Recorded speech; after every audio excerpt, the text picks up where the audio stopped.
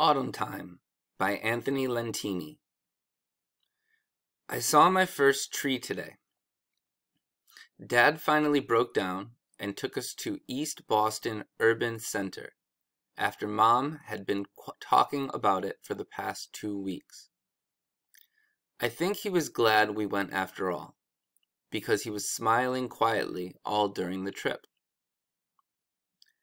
Dad used to tell me stories about the trees that still existed when he was a boy.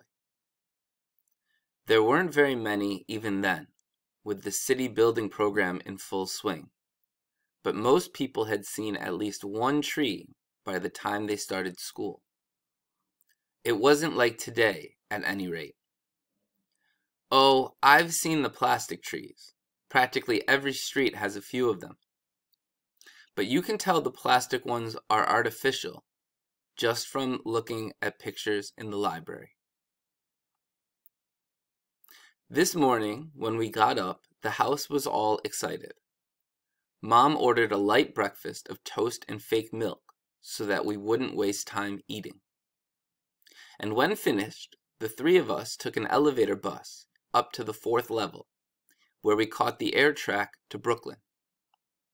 From there, we took another elevator bus down to main level, rode the train to Inner City Subway Station 27, and caught the AA train to Boston. Our hopes were so high that Dad and I didn't mind it when Mom told us again how the tree was discovered. The O'Brien home was one of the few examples of old-style wooden structures that hadn't been knocked down in Boston's city building campaign at the turn of the century. The family had been able to avoid this because of its wealth, and the house was passed on through several generations to the present. Old Man O'Brien had no children, so when he died, the family home went up for sale, and the urban center bought it. When local officials arrived to determine the value, they discovered that the house had a backyard, which is not allowed by the government. In the yard was a live tree. An oak was what Mom called it. When the news of the tree's discovery leaked out, quite a few tourists stopped by to have a look at it, and the local government, realizing that they could make money, began charging admission and advertising the place.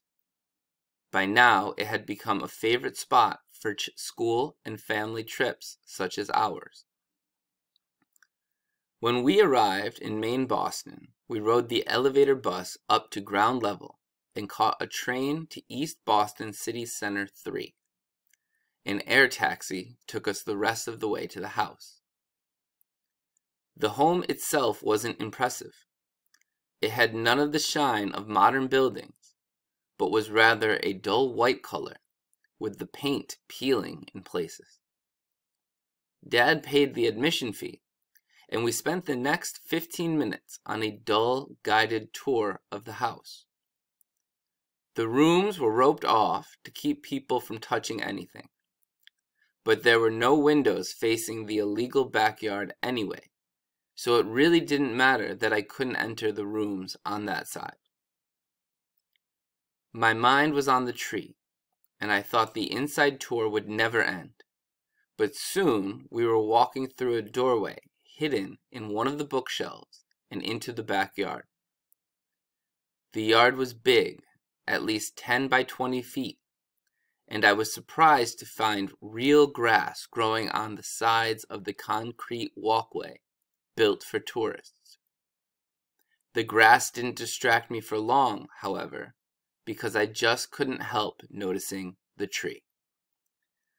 It was located at one end of the yard, and there was a fence around it for protection. It was similar in form to the plastic trees I'd seen, but there was much more to it than that. You could see more details than in any artificial plant, and it was alive.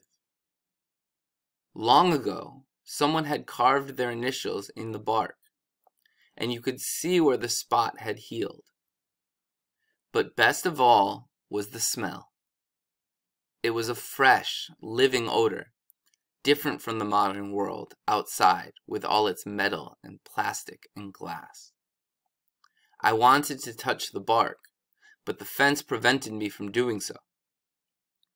Mom and Dad just breathed deeply and stared up with smiles on their faces. The three of us stood there for a moment, and then the tour guide told us to make room for the next group. I didn't want to go. In fact, I felt almost like crying. On the way back home, Mom and Dad were silent, and I read through one of the papers the guide had passed out. When I came to the part that said the O'Brien home would be open only for the rest of this year, I was sad. They intend to tear down the place to make room for some kind of insurance building, and the tree will have to go too. For the rest of the trip, I just sat still, touching the object in my pocket, which I had picked off the grass in the O'Brien's backyard. I think it's called an acorn.